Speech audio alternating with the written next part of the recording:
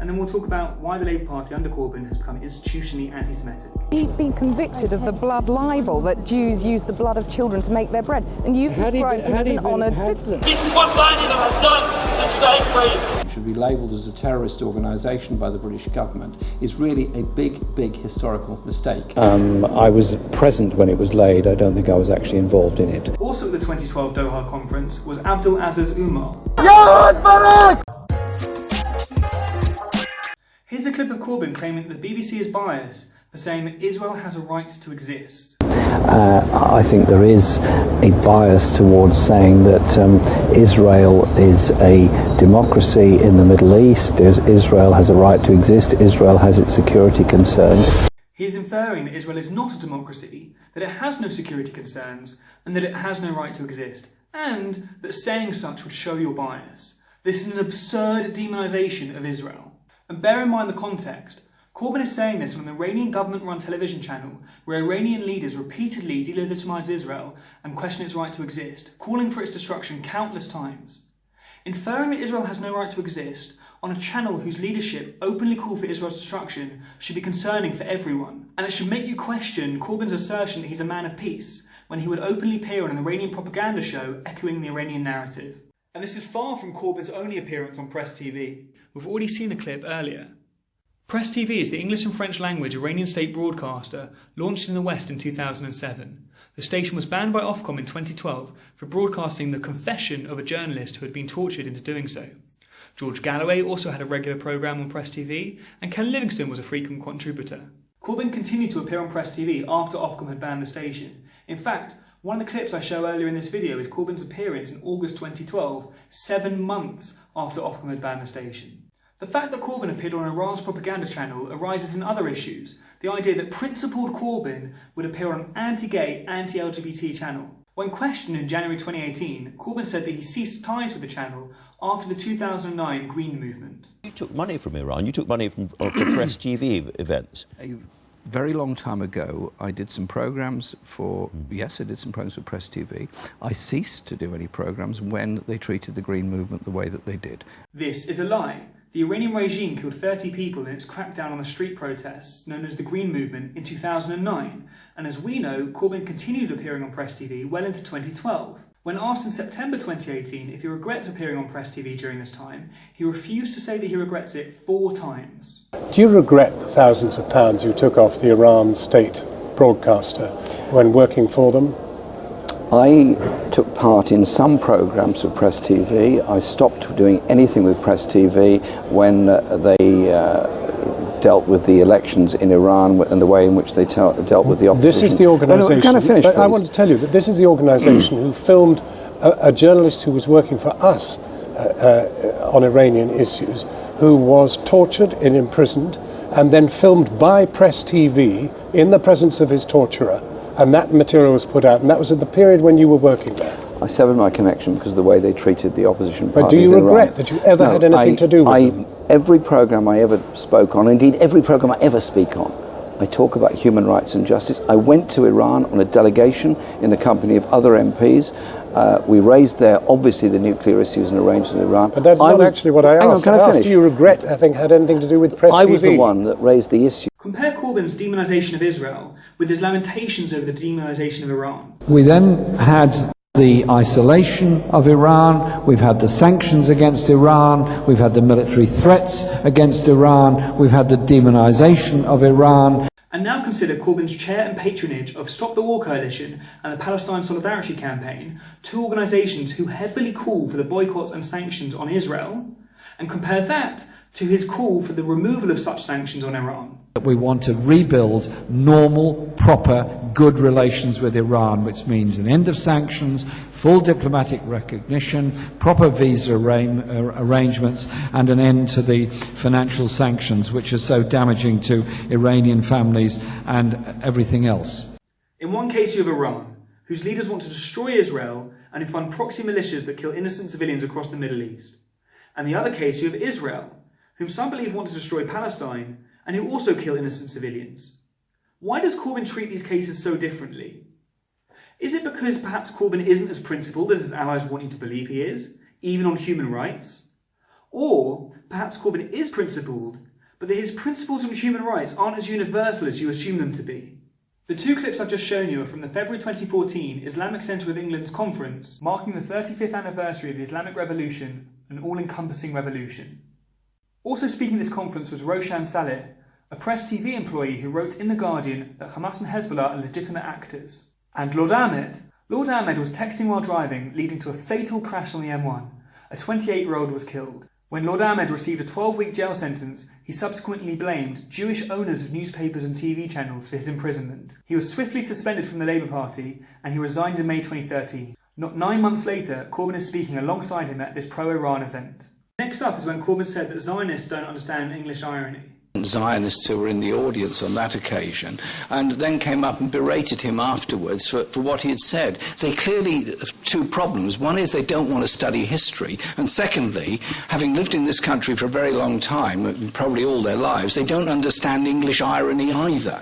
Manuel does understand English irony and uses it very, very effectively, so I think they needed two lessons. Now, Corbyn's apologists have said that he could be referring to specific Zionists that were in the room at the time, rather than Jews generally. But then why was Corbyn using racially charged terminology? They might have been living in this country a very long time. Let's say Trump said the same thing about Black Lives Matter. Something like, the issue with Black Lives Matter is that having lived here their whole lives, probably, they don't understand American culture.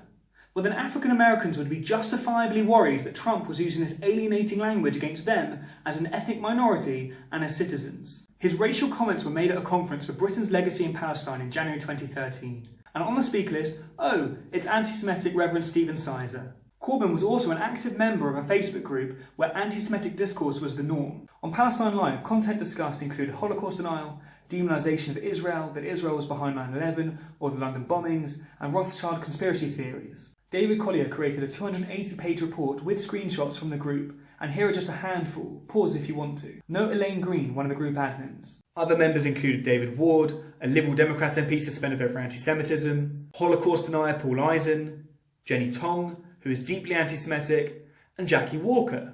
Walker, who'd been suspended twice over anti-Semitism, asked the group founder if this was a safe space, for anti-Semites. Elaine Green used this Facebook group to organise the October 2014 event where James Thring, an anti-Semite with links to the KKK, spoke. Yes, that same one I mentioned 25 minutes ago. Elaine Green used the group to reach out to Corbyn and his office to get themselves a room in Parliament. She also used the group to find promoters in the Palestine Solidarity campaign, which they did promote. And after the event, Elaine thanked those for organising, tagging Corbyn's social media manager at the time. Corbyn then posted under this link. Corbyn said that he did not see anti-Semitism in the group, but here are screenshots of him posting in conversations where only a few posts up anti-Semitism is being spread. Imagine if Theresa May or anyone else had been part of similar far-right groups. Not only would the left and Labour have destroyed her, the public would have destroyed her. Jerermy Corbyn? Nothing. Next up is Martin Linton. Martin Linton lost his marginal seat in 2010, in part because weeks before the general election, he said, "There are long tentacles of Israel in this country who are funding election campaigns and putting money into the British political system for their own ends." CST said at the time, "Anybody who understands anti-Semitism will recognise just how ugly and objectionable these quotes are, with their imagery of Jewish control and money power." Ask the average voter who had made these comments, and they would most likely answer that it was the BNP, not a pair of Labour MPs. After Martin Linton lost his seat, Corbyn decried the electors in his constituency for not returning him to Parliament, saying that they had made a mistake. And I also want to pay a particular thanks to Labour Friends of the Palestine and the Middle East, and Martin Linton is here today, and I thank Martin for all his work, and I'm very sorry that the electorate of Battersea made such a huge mistake in May. They made a big... Now I've got a small section on Stop the War Coalition. Corbyn was a founder of Stop the War Coalition and its chair from 2011 to 2015. He only stepped down when he became a candidate for Labour leadership. In November 2015, terrorists killed 130 people in devastating attacks on a rock concert, football stadium, cafes and restaurants in Paris. Stop the War published an article on their website saying that these terrorist attacks were a response to Western aggression in Iraq. Some politicians, like Caroline Lucas, subsequently disassociated themselves from Stop the War. Notably, Corbyn attended their Christmas dinner 3 weeks later and called them a vital force at the heart of our democracy. Other members and patrons of Stop the War in Corbyn's time were Dianne Abbott, George Galloway, Andrew Murray and Salma Yaqoob. George Galloway infamously walked out of a debate in 2013 after finding out his opponent was Israeli, saying, "I don't debate Israelis." George Galloway is a notorious Jew baiter, In 2005, he said in an interview to Al Jazeera that he won his election despite the newspapers and news media which are controlled by Zionism. At a rally in London in 2009, he said that Israelis are equivalent to Nazis. He, along with Ken Livingstone and Jerermy Corbyn, regularly appeared on Iranian PressTV. He was sacked from Talk Radio for celebrating Tottenham Hotspur's defeat in the Champions League by saying, "No Israel flags on the cup." Andrew Murray was drafted by Corbyn to support his 2017 general election campaign, and he continues to be an advisor to Corbyn. In December 2017, Murray called for George Galloway to be readmitted into Labour. Stop the War Coalition is also a backer of Al-Quds Day, an anti-Israel march in various cities around the world. There is regular anti-Semitism espoused at these marches. Watch this in a video in 2017 from London. Zionists! And it's the Zionists who give money to the Tory party to kill people in high-rise blocks! Free! Free!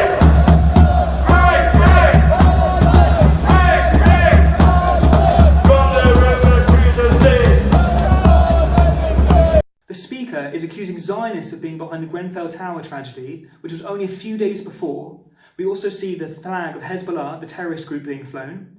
And we hear the chants "From the river to the sea," a chant which is basically calling all the land where Israel is illegitimate, even the parts internationally recognised as legally Israel. And all of this in 30 seconds. Also backing Al-Quds is In Minds, the organisation that promoted the Never Again for Anyone event on Holocaust Memorial Day. The one that tries to subvert the victims of the Nazis by calling Jews Nazis. Also at the 2017 event was anti-Semite Tonge, who spoke. Lastly, Stop the War Coalition organised an event in December 2007 called the World Against War Conference. That also included the speaker Ibrahim Moussaoui, who called Jews lesions on the forehead of history. He also worked for a Hezbollah-linked broadcaster that, whilst he was foreign editor, aired a programme on the Zionist plot to take over the world. The broadcaster was banned in France because of its anti-Semitism, and Ibrahim Moussaoui told BBC News in 2004 that this was all the result of a Jewish lobby. None of that stopped Stop the War signing him up to speak in their 2007 peace conference. Here is Ibrahim on their panel, and here is Corbyn speaking at the same event. And here's Andrew Murray speaking. Corbyn would eventually bring Murray into a prominent position in the Labour leader's office. Even Corbyn's speech where he praises Hamas and Hezbollah was at an event organised by Stop the War Coalition called Meet the Resistance. Jerermy Corbyn is a long-time patron of the Palestine Solidarity Campaign. Another long-time patron is Jenny Tonge. The Jewish community knows Jenny Tonge well as an anti-Semitic terrorist sympathiser. In January 2004, she addressed a meeting of the Palestine Solidarity Campaign saying that if she lived in the Palestinian territories, she would consider becoming a suicide bomber. And she has more recently revealed explicit Jew hatred. Can the Minister assure us that we will do just that and not allow our country to fall under the shadow of the United States of America and its puppet master, Israel? The Palestine Solidarity Campaign posted anti-Semitic content, including comparing Israel to the Nazis and conspiracy theories about Zionists controlling the world.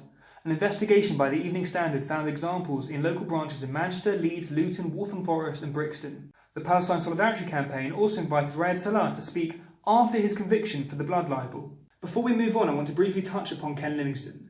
Ken Livingstone was a huge proponent of anti-Semitism in Labour.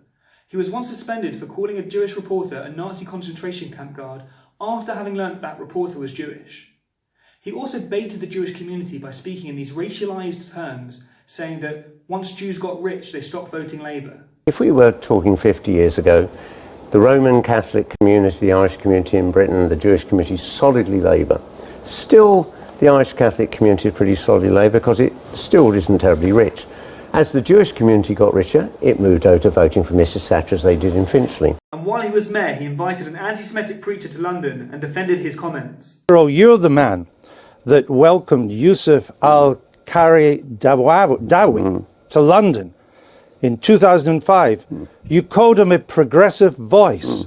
This is a man who called for Jews and homosexuals to be killed. Well, is that not anti-Semitic? No, this is the man who called on Muslims around the world to donate blood after the attacks of 9/11. He has called for Jews to be killed. You embraced him.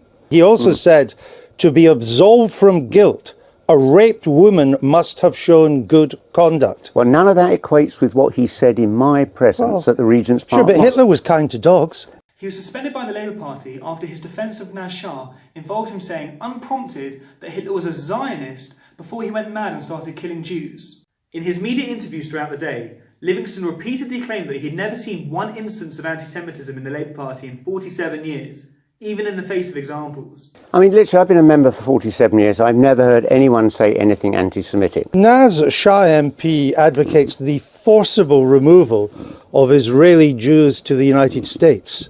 That's not anti-Semitism. No, it's completely over the top and rude, but... She wants people to vote her way because, quote, the Jews are rallying, claimed that Zionism was grooming Jews to exert influence at the highest levels of public life. Is that not anti-Semitism? I've seen nothing to suggest to me she was anti-Semitic. The Luton Labour councillor Asikal Gerbus was suspended after describing Hitler as the greatest man in history and saying she wanted Iran to wipe out Israel in a nuclear attack. Vicky Kirby, senior figure in the Labour Woking Party, indeed a candidate at one stage, Jews have big noses and slaughter the oppressed. Kadim Hussein, former Labour mayor of Bradford, complaining that the schools in the area only taught Anne Frank and 6 million Zionists killed by Hitler. No, there's not a problem. You're talking about a handful of people in a party of 500,000. Jerermy Corbyn has moved rapidly to deal with all of them. No, he hasn't. He didn't want Naz Shah to be suspended. He didn't even want Vicky Kirby to be suspended. She's the one, by the way, who says Jews have long noses and slaughter the oppressed. But you've said there's not a problem. 47 years has never been a problem. And in 47 years, I've never heard anyone say... So you missed all of this. After his suspension, Ken Livingstone showed no remorse and insisted that he was making a statement of fact, despite actual historians saying that this was a gross distortion. The Labour National Executive met a year after his suspension to decide whether to expel him. They said that he had brought the party into disrepute, but decided only to suspend him for a further year. From then on, he doubled down on his anti-Semitism, even questioning how the memory of the Holocaust is used to oppress on Holocaust Memorial Day, and on PressTV again.